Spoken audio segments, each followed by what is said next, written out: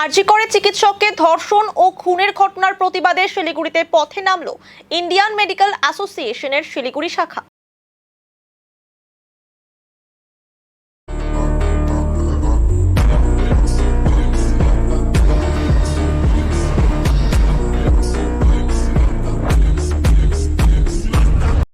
মঙ্গলবার শিলিগুড়ি জেলা হাসপাতাল থেকে এই প্রতিবাদ মিছিল শুরু হয়ে হাসমিচক, সেবক রোড, এয়ারভিউ মোড় হয়ে পুনরায় জেলা হাসপাতাল হয়ে কাঞ্চনজঙ্ঘা স্টেডিয়াম সংলগ্ন এলাকায় এসে শেষ হয়। এদিনের এই প্রতিবাদ মিছিলে পা মেলান বিভিন্ন স্বেচ্ছাসেবী সংগঠনের সদস্যরা। আমরা মনে করি যে এখন যে উনি দিয়েছে ওনাকে আমরা খুব বিশ্বাস করি, খুব শ্রদ্ধা করি আমাদের দিদিকে, কিন্তু আমরা যা ভবিষ্যতে দেখে এসেছি 5-7 দিন 10 দিন পেরিয়ে গেলে এই জিনিসটা থিতিয়ে যায়, তখন কেউ আর এটার রেসপন্সিবিলিটি নেওয়া বা কী হলো না হলো কেউ জানতে পারে না, কোনো দৃষ্টান্তমূলক কোনো শাস্তি হয় না, পুলিশ নিজের মতো কাজ করে থাকে, তাতে দুষ্কৃতীরা বেরিয়ে যায়।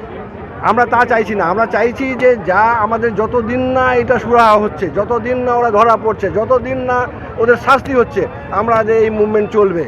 জুনিয়রদের মুভমেন্টের সাথে আইএমএ শিলিগুড়ি ব্রাঞ্চ আমরা এই মুভমেন্টটা চালিয়ে যাবে, আর আমরা প্রতিবাদ করতেই থাকবো।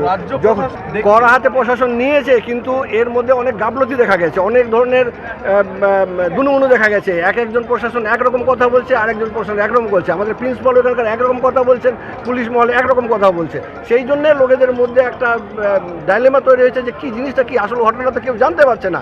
এই আসল ঘটনা জানতে ওর যার ভিকটিমের সাথে যা পোস্টমর্টম রিপোর্টও অনেক ধরনের বিভ্রান্তি ছিল, কিন্তু এখন জিনিসটা যখন ক্লিয়ার হয়ে যাচ্ছে, যখন জানা গেছে যে না এই ঘটনাটা দুর্ঘটনা নয়, এটা রীতিমতোভাবে মার্ডার করা হয়েছে, রেপ করা হয়েছে, আর ব্রুটালভাবে ওকে অত্যাচার করা হয়েছে, তখন লোকেদের মধ্যে একটা আক্রোশ, এই আক্রোশটাকে আমরা বজায় রাখতে চাইছি। আর যতদিন না আমাদের শাস্তি হচ্ছে, ওরা ধরা পড়ছে, ততদিন এই আক্রোশটা আমরা বজায় রাখতে চাইছি। আমরা চাইছি যে কালপিটরা ধরা পড়ুক, আমাদের যারা হেলথ ওয়ার্কার আছে তাদের সিকিউরিটি করুক, গভর্নমেন্ট রিজলভ করুক। অবশ্যই সিবিআই তদন্ত না হলে কিন্তু এটা আমরা হয় তাহলে দেরি কেন হবে? কারণ একটা ব্যাপার এটা হচ্ছে, আমরা ফরেনসিকে জানি স্যার, আমরা এটা জানি যে যত দেরি হয় এভিডেন্স কিন্তু নষ্ট হয়ে যায়। ফরেনসিক এমন একটা জিনিস, আজকে প্রথম 2-3 দিনে যা এভিডেন্স থাকে, তারপরে তো এভিডেন্স আর সেভাবে থাকে না। আজকে যদি সিবিআইকে দিতেই হয় তাহলে দেরি কেন? আর সবচেয়ে বড় ব্যাপার, আমরা কিন্তু যেটা আপনারা জিজ্ঞেস করছেন আমরা কেন মিট করেছি, প্রথম কথা যে চলে গেছে, যে আমাদের ছোট বোন, সে আজকে ডিউটি করতে করতে অন ডিউটি একজন কলকাতা শহরের বুকে একজন মার্ডার রেপড হয়ে যাবে অন ডিউটি নিজের হসপিটালে, নিজের ডিপার্টমেন্টে, এটা স্বপ্নেও ভাবা যায় না। এটা শুধু ডাক্তার বলে বলছি না, কোনো সভ্য জগতে কোনো মানুষের ক্ষেত্রে এটা হওয়া সম্ভব নয়। যদি এটা হয়ে থাকে, এরকম হিনাস ক্রাইমের এগেনস্টে একটা বড় শাস্তি দরকার। We need transparent investigation. Transparent মানে যের মধ্যে কিন্তু যে কাউকে একটা স্কেপগোট করে দিলাম এরকম ব্যাপার নয়। আর আমাদের ধারণা, যতটুকু আমরা পড়েছি, জেনেছি, বিভিন্ন জায়গা থেকে জানতে পেরেছি, যে এরকম থেকে কিন্তু মাল্টিপল লোকজন ইনভলভ হতে পারে, একজনকে দিয়ে স্কেপগোট করা যাবে না। যেটা সঠিক তদন্ত হোক। আর সেকেন্ড পার্ট, আমরা আজকে কেন মিট করছি, তাকে তো ফিরিয়ে আনতে পারবো না, তাকে আমরা অ্যাডিকুয়েট শাস্তি যদি দিতে পারি, তাহলে তার স্মৃতিতে এটাই আমাদের একটা বড় কিছু, তার ফ্যামিলির জন্য, আমরা যারা তাকে চিনি, যারা চেনে না, ডাক্তার ফ্র্যাটার্নিটির জন্য এটা খুব ইম্পর্টেন্ট। কিন্তু নারী সুরক্ষার দিক থেকেও কিন্তু এটা ইম্পর্টেন্ট। আমরা এটা করতে চাইছি যেন ভবিষ্যতে একজনও, মানে পুরো পশ্চিমবঙ্গে, ভারতবর্ষে একজনও যেন কোনোরকমভাবে রেপ না হয়, যেন তাকে খুন হতে না হয় জাস্ট সে মহিলা বলে। আজকে একজন মহিলা তার ওয়ার্ক প্লেসে সেফটি না থাকলে আর সে কোথায় থাকবে? রাত 11টার পর মহিলারা বাড়িতে থেকে বেরোবে না, তাদের তো আফগানিস্তানের মতো নিয়ম করতে হবে, রাত 8টার পর বেরোনো যাবে না। এরকম তো ব্যাপারে আমাদের দেশে হতে পারে না।